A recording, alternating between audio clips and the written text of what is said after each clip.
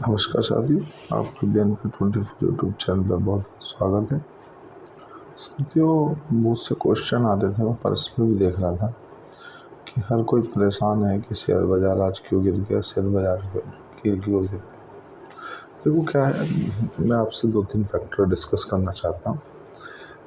एक तो फैक्टर ये है कि जो ग्लोबली जो संकेत थे ना सुबह से ही, वो थोड़े अच्छे नज़र नहीं आ रहे थे। अमेरिका का बाज़ार भी गिरा था, नैस्डैक भी गिरा था। फ्यूचर आप जो अपना वहाँ पे फ्यूचर में ऑप्शन में जो काम होता है, डाउ जोन भी गिरा था, नैस्डैक भी गिरा हुआ था। दूसरा क्या कि इजराइल जो है ना, ईरान के तेल के ठिकानों पे हमला कर सकता है। उसके चलते बहुत जो निवेशक हैं वो डरे हुए थे।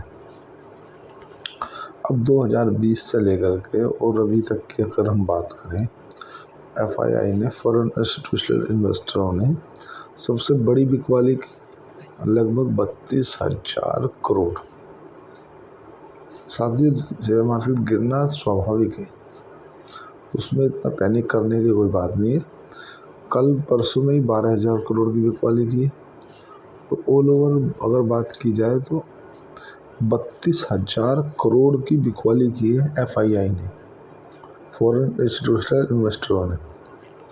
जब इतने करोड़ का माल बेचेंगे तो शेयर बाज़ार का गिरना स्वाभाविक है, इसमें कोई बहुत ज़्यादा बड़ी बात नहीं। हाँ, थोड़ा ये बोल सकते हैं कि वीकनेस है, मतलब कमज़ोरी है, पर ऐसा नहीं बोल सकते कि शेयर मार्केट का ट्रेंड बदल गया है या अब बियर फेस में जा रही है। देखो, अगर एक साथ सभी बुरी खबर आ जाए तो जो भी मार्केट है उसका टॉप बन जाता है, और अगर एक साथ सारी अच्छी खबर आ जाए तो मार्केट का बॉटम बन जाता है। जो इस मार्केट को समझते हैं वही इस बात टॉप और बॉटम की बात समझ पाएंगे। अब देखो, इजराइल का जो तनाव है उसके चलते तो भाई, और जो DI और निवेशक हैं, डोमेस्टिक इन्वेस्टर ने और जो रिटेल निवेशक हैं, वो अभी वेट और वॉच की कंडीशन में है। मतलब वो नहीं चाहते कि अभी कुछ भी करना, वो केवल देखना चाहते हैं।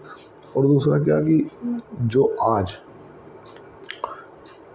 कल और परसों से बाज़ार बंद है, तो जो भी DI हैं, जो भी हमारे यहाँ इस मार्केट में बड़े ट्रेड करते हैं ना, वो ओवरनाइट बड़ी पोजीशन ले जाने से कतरा रहे थे।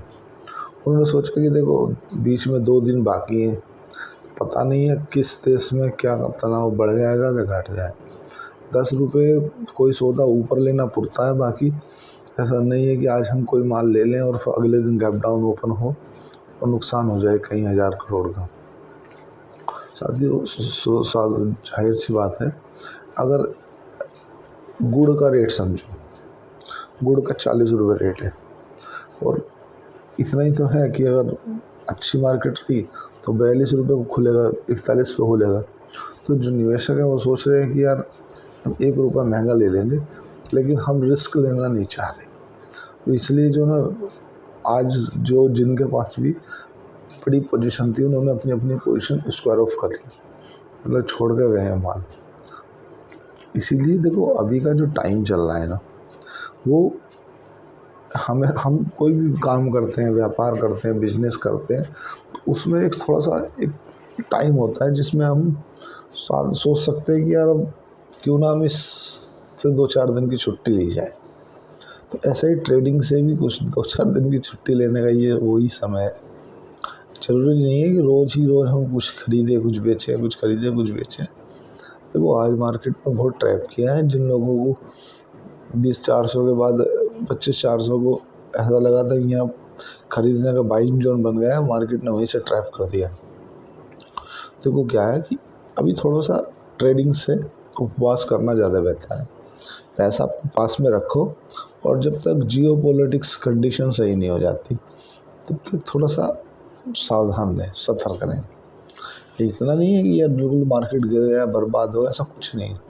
पैनिक है क्योंकि DI माल बेचेंगे या FII माल बेचेंगे तो वो तो गिरना स्वाभाविक है। रिटेल का पैसा कब तक रोक पाएगा। अब तो देखो, गोल्ड में जो उछाल आया, गोल्ड की कीमतों में, तो ये एक दूसरे के बढ़ती बंधु है। अगर गोल्ड ऊपर जाएगा तो शेयर मार्केट नीचे जाएगा, और तो अगर शेयर मार्केट नीचे जाएगा तो गोल्ड ऊपर जाएगा, ऐसा होता है। लेकिन अभी पिछले 3 साल में तो बिल्कुल उससे कुछ समझ से ही नहीं आ रहा था, क्योंकि शेयर मार्केट भी ऊपर जा रहा था, गोल्ड भी ऊपर जा रहा था। उसका रीज़न था जो रिटेल का जो SIP के माध्यम से आने वाला पैसा है। अभी लगभग 2020 से जो इस मार्केट में आए हैं, मैं तो काफ़ी साल पुराना हूँ, 2009 से मैं शेयर मार्केट कर रहा हूँ। जो इस अभी नए इस मार्केट में आए हैं, उन लोगों के डीमैट अकाउंट अत्यधिक खुल गए हैं। जो SIP के माध्यम से जो आने वाला पैसा है, वो शेयर बाज़ार को सस्टेन कर रखा था। पहले भी ऐसा नहीं है कि पहले नहीं FII ने बेचा माल, पहले भी FII ने बेचा है, पर वो SIP के माध्यम से जो आया हुआ पैसा था वो सस्टेन करके रखा था। ज़्यादा ऊपर नहीं ले जा रहा था तो ठीक है, एक माध्यम लेवल पर चलने दे रहा था। लेकिन अभी पिछले 1 महीने में FII ने बाइंग की तो मार्केट 24,000 से 26,000 पहुँच गया था। क्योंकि मैं बता रहा था कि FII बाइंग कर रही है और दूसरा कोई रीज़न नहीं है। और आप देखोगे कि जब भी FII बाइंग करती है तो जो टॉप लेवल की कंपनियाँ होती हैं उन्हीं में बाइंग करती है। और कोई नहीं, और जो इज़राइल ने ईरान को फुटेज जारी की है ना उनके पावर प्लांट के, और कि हम आपके इन पर हमला कर देंगे, ये हमारी जद में है। तो ईरान की तरफ से धमकी आ गई है कि अगर आपने हमारे ऊपर हमला किया तो हम जो तेल के ठिकाने हैं और जो पावर प्लांट है उन पर अटैक कर देंगे। उन पर अटैक करने से क्या होगा कि जो ऑल ओवर एशिया है, जहाँ भी ईरान के माध्यम से तेल जाता है, उनमें क्रूड ऑयल महंगा होगा। वो महंगा होगा तो उनके डीजल, पेट्रोल और सभी ट्रांसपोर्टेशन की वस्तु जो है महंगी हो जाएंगी।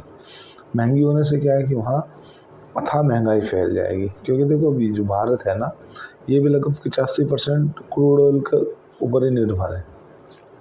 100% नहीं, 85%, 15% की जो ज़रूरतें हैं वो पूरा कर लेता है। लेकिन जितनी भी लगभग भारत में गाड़ियाँ चलती हैं उनमें अगर कुछ हटा दी जाए तो अभी वो कहीं ना कहीं क्रूड ऑयल से ही चलता है। डीजल बने, चाहे पेट्रोल बने, चाहे जो हवाई जहाज में डलने वाला फ्यूल है वो बने, तो ऐसा बहुत ही सोच समझ के जो निवेशक हैं वो पैसा लगाना चाह रहे हैं।